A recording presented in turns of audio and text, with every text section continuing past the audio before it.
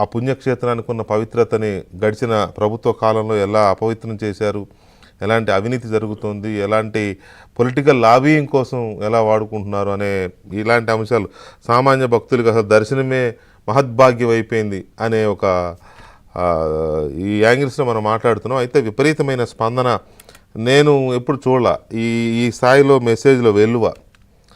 వెంకటేశ్వర స్వామి అంటే ఉన్న ఒక పవర్ అది భక్తులకి. మెసేజ్ మీద మెసేజ్లు వస్తున్నాయి, వాళ్ళు పడిన ఇబ్బందులు, అక్కడికి వెళ్ళి అది టికెట్ల రేట్లు కావచ్చు, లేకపోతే లంచాలు కావచ్చు, అన్ని రకాలుగా.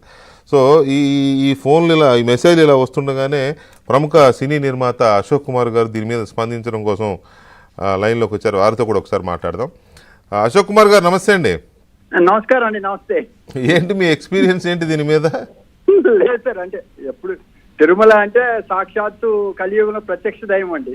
ఎంతో మందికి ఏదన్నా ఆయన దగ్గరికి వెళ్ళి చెప్పుకుంటే మన తృప్తిగా ఉంటది. అవును. బట్ ఏంటంటే నాకు జస్ట్ ఎవరు వెళ్తున్నా కూడా తిరుపతి నుంచి కొంచెం ప్రసాదం తీసుకురండి అని అడుగుతాను. నేను ఎవరు వెళ్ళినా ఎప్పుడు వెళ్ళినా కూడా అంత ప్రేమ అనమాట.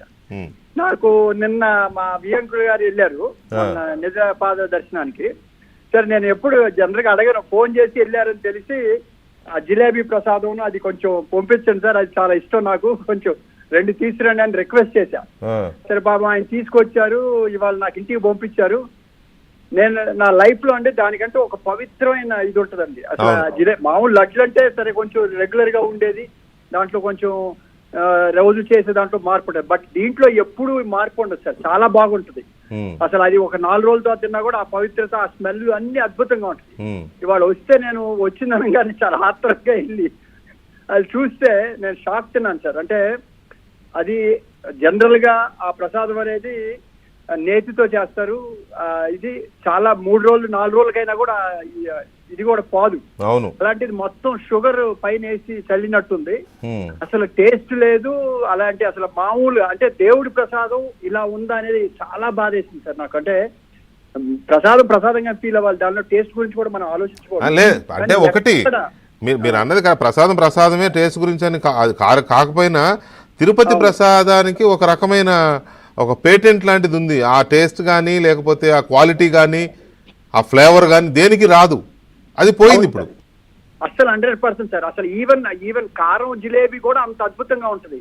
అలాంటిది అసలు నెయ్యి కాదు కదా, నూనె కూడా కనపడలేదు సార్. అంటే ఏదో ఒక ఎండిపోయింది అన్నట్టుంది ఇవాళ నిన్న వస్తే.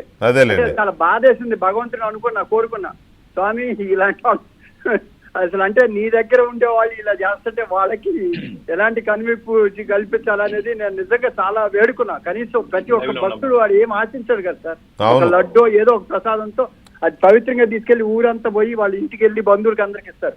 అటువంటి ప్రసాదం కూడా క్వాలిటీ చేయకపోతే ఇక మనకు ఎలా ఉంటది అనేది. ఇంత పెద్ద సంస్థ, ఇంత కోట్లాది మంది ప్రజలకి ఆదాయ దైవం, అటువంటి చోట ఇలా చేయడం అనేది నిజంగా చాలా బాధేసింది సార్. అది అంటే నేను ప్రసాదం ఒక్కటే మాట్లాడకూడదు. అదొక ఎక్స్పీరియన్స్ మీకు. నేను అదే మాకు వస్తుందని ఎవరో ఫోన్ లో చెప్తే నేను కూడా ఇంటర్వ్యూ దానికి వెళ్తాను, మాట్లాడాలి, ఈ విషయం చెప్పాలి అని చెప్పి నేను రిక్వెస్ట్ చేసి మీకు చెప్తున్నాను sir. Okay, thank you Ashok Kumar గారు. థ్యాంక్ యూ వెరీ మచ్ అండి. Thank you sir. Thank you. Right Kiran, మీరు గడిచిన ఈ 4-5 రోజులు దాని మీద